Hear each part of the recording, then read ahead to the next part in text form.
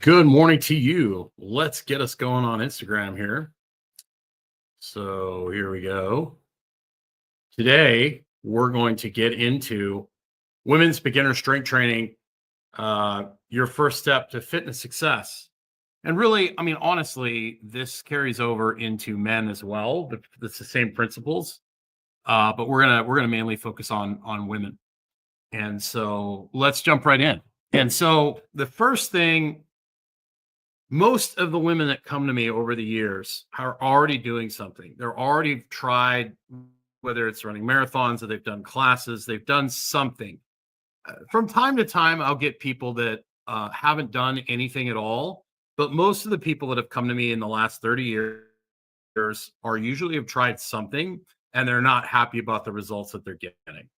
Okay. So the first thing I want to do when I work with somebody, and my the way I look at this is like there is an absolutely abundant amount of information on the internet right now. It is absolutely ludicrous how much information there is out there, and my job is to help you simplify this and use my experience over the last 3 decades to give you actionable things that you're actually going to do because a lot of people know a lot of things, but they don't actually take action. So the first thing I want to do when I work with somebody is I basically want to raise their capacity in general. So we're going to start with really simple habits like walking outside 3 times a day, adding a protein at every meal. We're going to add that. The walking is going to raise capacity. It's going to help get circadian. The more things I can do to get the body healthy, the easier it's going to be to drive the adaptations that I want. So if I get somebody walking outside 3 times a day, their sleep improves, their regulation of their appetite improves, their insulin resistance improves, their digestion improves, all these things improve just based on that simple 10-minute walks after meals. Blood sugar gets better, mood gets better, they have more energy. And then adding the protein in, sleep increases, appetite goes down. You know, you have the resources to actually build muscle. You have the resources to produce the things that you need to sleep. Everything just gets better. Okay. Then what we need to do, to quote Louis Simmons, the great strength and conditioning coach from Westside Barbell, rest in peace, Louis. We have to get fit. We have to train. In order to train, we got to get in shape to train. So we need to raise general physical preparedness. So a lot of times we've got to look at somebody and be like, if they've been running a lot, like marathons and things like that, I need to increase their ability to move as opposed to running. Like they're already pretty efficient running in a straight line. We need to develop some other things. So one of the ways I do that, like generally when I have somebody come in, we might do a little like 3 or 4 minutes of foam rolling. We might do 3 to 5 minutes of aerodyne bike. We might do 3 to 5 minutes of ski erg. We might do 3 to 5 minutes of rower or something, or VersaClimber if I have access to that. If I have somebody who's fairly athletic, we might do some really light calisthenics. And then I've got video of me, unfortunately. I'm going to share my screen here.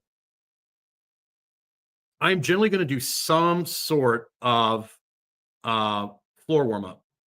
Okay. And the reason I like the floor is because it just gets you moving around. And that's the way we learn. As a baby, you learn by moving around on the floor.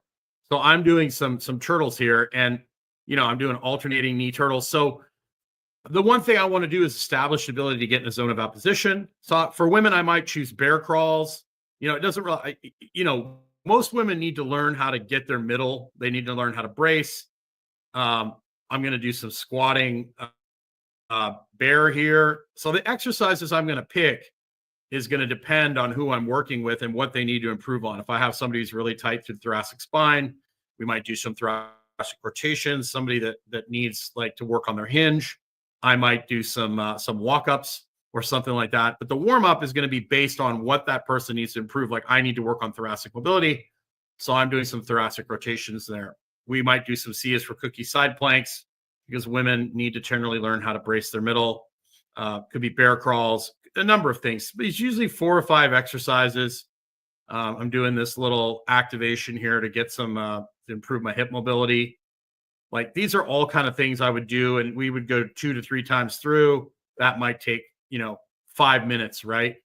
And then this here, let me switch the screen out. Let me share the other screen. So that's basically, and the cool thing is that warm up that I did there, like turtles, quadruped rotation, dynamic yoga, or dynamic child's pose.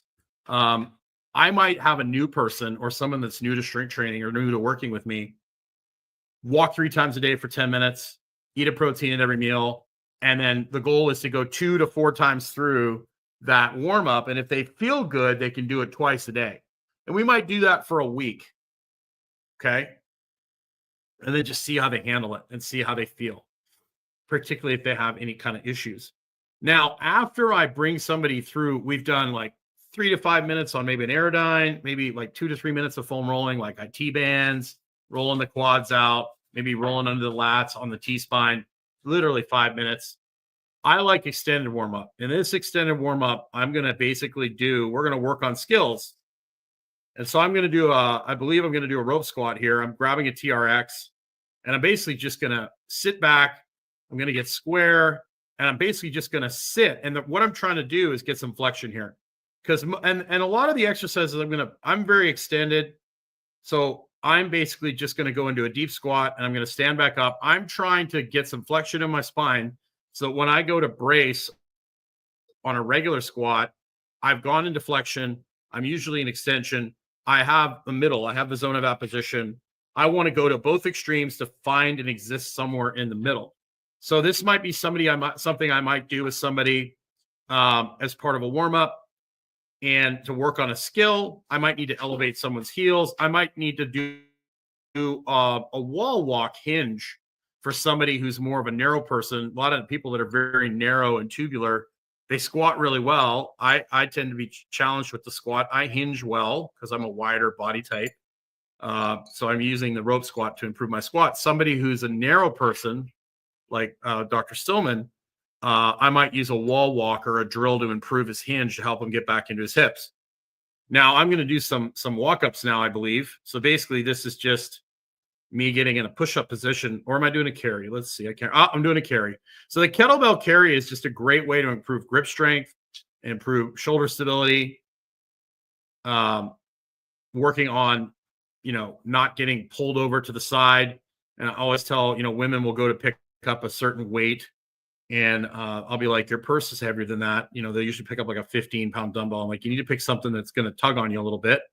And you need to start nice and slow. So that's a carry. I love carries. We can do them forwards. We can do them backwards. We can do them sideways. We can march in place. This is a walk up. And this is something I love for people that really struggle with hinging. So basically you would stop, you walk yourself up. You don't want to sag. You don't want to hump the floor. You walk yourself up, you stop, you walk yourself back down. And this is a really good one for guys like me, like you're owning your pelvis, your rib cage, you're in a good position, you're getting back into your hips, you're getting some overhead motion over, you're getting some overhead reach. So this is a really good. And so what we would do is generally I would go through that. Like so we do like Aerodyne, we do some floor stuff. And then we would do the extended warm up. Generally, all of that is done in about 15 minutes. And if you're truly brand new, that might be all you need to do. That might be all we do for your whole workout. And then we might go warm up, extended warm up 2 to 4 times through. Maybe we push a little sled. Maybe we throw some medicine balls at the end. But eventually you will go straight into your training then, maybe deadlifts or squats, and then accessory work. And that's all going to depend on your goals and who you are. So that's basically how I kind of set training up. I like to do like something to get the heart rate up a little bit of rolling around on the floor, some movement prep to get you moving in different ways to improve on areas where you struggle. Maybe, you need to get more mobile in certain areas, maybe to get more stable in other areas. And then we do some sort of extended warm up. There might be medicine ball throws in that. There might be, it just depends on what you're trying to accomplish. But then it's like that might, for the first month, we might just do that 3 times a week. We might have you do the warm up every day at home, and then we might do the extended warm up 4 times through. Maybe we do a little conditioning after that. The idea is to slow cook. The idea is to do just enough to get better, but not so much to annihilate you. And then it's just add a little bit more and a little bit more and a little bit more. And when I'm working with a woman, I know that I'm doing a good job when she comes to me and goes, this is too light. This is too easy. We need to add weight, right? Then I know I'm doing a good job. Then we go a little more. And you'd be shocked when you when you make an effort to relax and get outside and eat more protein. You would be shocked in the beginning, if you haven't really lifted weights before, how much of an improvement you get. Like I have a lady right now who's gained several pounds of muscle and lost several pounds of fat. We've reduced her exercise by a massive amount. She was just doing a lot of stuff that really she wasn't doing well. And she's getting much better results now that we've limited things, dialed it back, and then we've really focused on her self-care, and getting her to take some time for herself daily, not all like making her meditate all day, but just getting her to slow down and relax a little bit and really focus on getting her sleep in order.